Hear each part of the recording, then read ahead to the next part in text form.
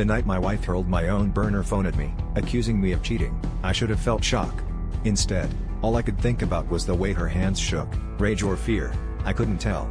She'd found the messages, the ones I'd sent to her sister, and I watched her mouth the words, line by line, a raw, guttural sound escaping her with every sentence she read.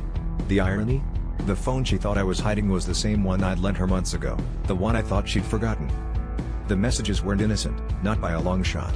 Her sister and I had gotten close after a family emergency, too close, sharing things that should have been kept to ourselves, secrets, frustrations, late-night confessions that straddled the line between comfort and danger.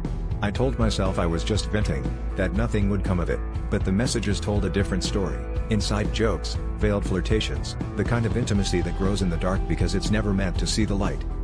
My wife demanded I explain, her voice cracking as she threw every accusation she could think of. I couldn't deny the words, couldn't lie about the connection, but I also couldn't tell her the truth, that it wasn't her sister I was really after, but the version of myself I became when I talked to someone who saw me differently.